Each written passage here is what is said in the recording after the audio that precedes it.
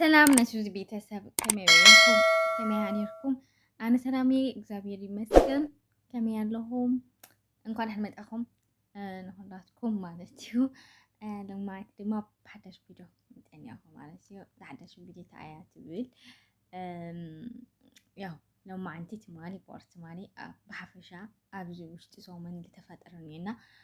እሱ ካታዩ ብዛዕባ ዓድና ማለት እዩ ብዛዕባ ዓድና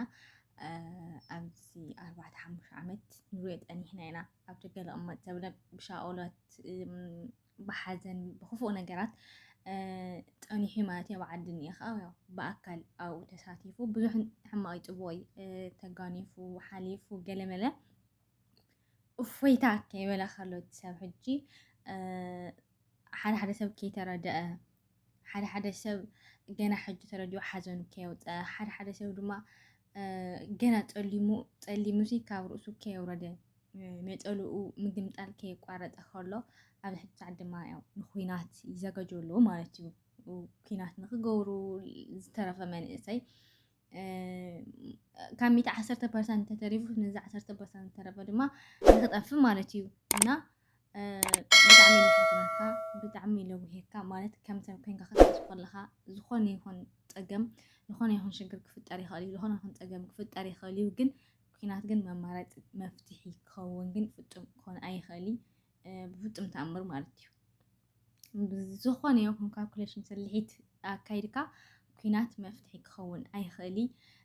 ግን ያው ኣነ ተሓሳስባ ሽግር እንድሕር ሃሊካ ኮይኑ ፀገም እንድሕር ሃሊካ ኮይኑ ምንም ዘይመስለካ እንድሕር ደኣ ኮይኑ ኢድካ ብደም እንድሕር ተጨማዲቑ ኮይኑ ግን ኩሉ ግዜ ብዝኾረኻ ቁጥሪ እሱ መፍትሒ መሲሉ እዩ ዝስማዓካ ካሊእ ኣይትሓስብን ኢኻ ድፉን እዩ ኣእምሮኻ ግን ኣብዚ ዝመውት መንእሰይ እዩ እቲ ኩናት ልእውጅ ወይ ድማ እቲ ኩናት ለምፅእ ወይ ድማ እቶም ዝተባኣሱ ብዘይኮነ ዝሞቱ እቲ መንእሰይ ምንም ዘይፈልጥ ርኢና ኢና ኣብ ትግራይ ቅድሚ ሕጂ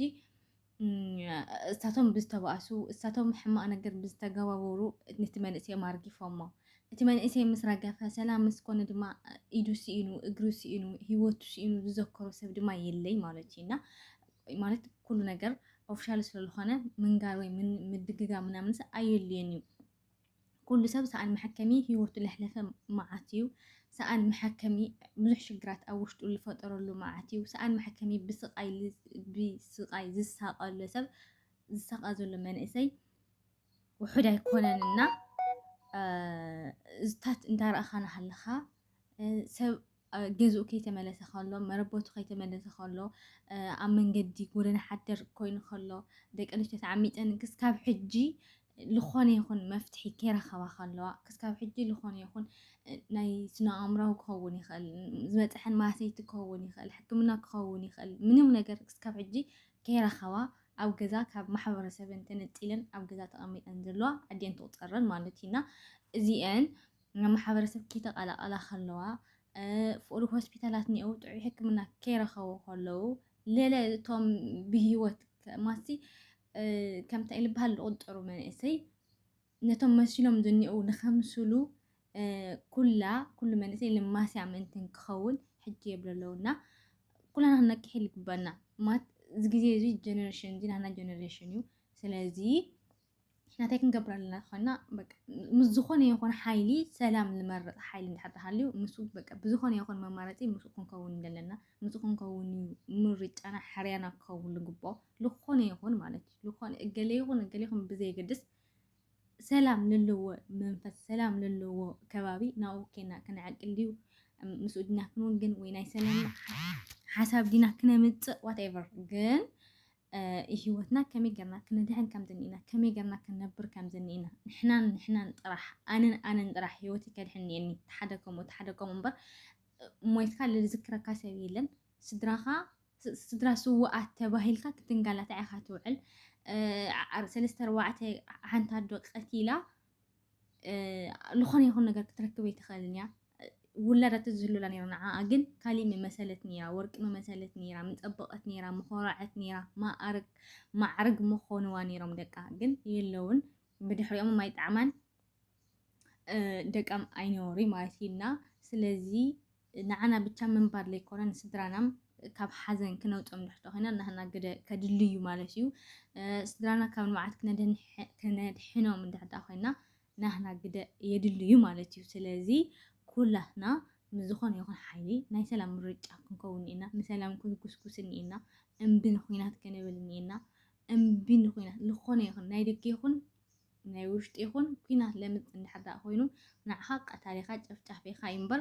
ዝኾነ ይኹን ቤተሰብ እዩ ወዲ ዓደ እዩ ትግራዋይ ኮይኑ ንዓኻ ክትጠፍእ ምንባርካ ክትፀልእ ዝገበረካ እንድሕር ኮይኑ ክደገ ስለ ዝመፀ ምሳኻ ስለ ዘሎ ዋትኤቨር ምንም መፍትሒ ክኸውን ኣይኽእል ንዓኻም ክኩለካ ይኽእል ስለዚ ኩላህና ሰላም ክኾን እኒኦ ሕርያና ኩላህና ናይ ሰላም መንፈስ ክህልወና እኒኦ ኩላህና ንኩናት እምቢ ክንብል እኒአና መሳርያ ዝሓዝና ናብ ሓዊ ክትኩስ የብልን እቲ ዝበኣሰ ነገር ከዓ እንታይ ድዩ ፍርቂ እንታይ ዝበሃል ተሸርሚምኒ ተወልኩስ ተቆርማመኒ ድዮም ወለድና ሑመራ ለይተመለሰ ወልቃይት ለይተመለሰ ናበልካ ናሃለኻ ካብደለ ራያና ብዚ ራያ ንእሽተን ብዚ ከዓ እታ ዝተረፈ ዘለና ሑመራ ገፅካ ያው ካብ ማእኸላይ ካብ ዓድዋ ምናምን ሚልካ ከዓ ናብዚ ከዓ ለብቻ ምስ ደብረፅዮን ብዚ ከዓ ከምኡ ዝበሃል ነገር ኣይተሰርሐን ራያ ሓወዩ ሑመራ ዘለም ሓወዩ ዓድዋ ዘለም ሓወዩ ተንቤን ዘለም ሓወዩ ዓደግራት ዘለም ሓወዩ ስለዚ ናብ ሓወይ ኣይትኩስን ኢልና ብቻ ንሕና ብቻ ለይኮነ ወላ ናብ ዝኾነ ይኹን ናብ ዝኾነ እትኾነ ሃገር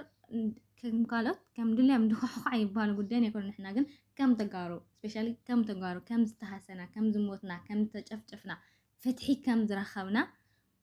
እምቢ ክንብል እኒአና ምክንያቱ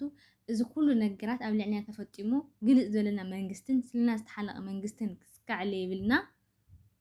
ኩላትና ናይ ዝኒኦ ገፈጥ ነገር ተገሊልና ንበይንና ሂወት ነድሕነሉ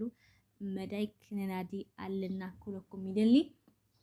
እግዚአብሔር አምላክ ዓድና ሰላም ይግበረልና እግዚአብሔር አምላክ ሕማቅ ንዝሓስብ ልቡ ናብ ዝተስተኻኸለ ልቢ ንከውን ኩለና ክንፅልና ብዛዕምና ካብኻ ብተግባርና ለ ክንከውን እኒአና ክንገብር እኒአና ሰላም ክኸውን እኒአና ምርጫና ሓርያና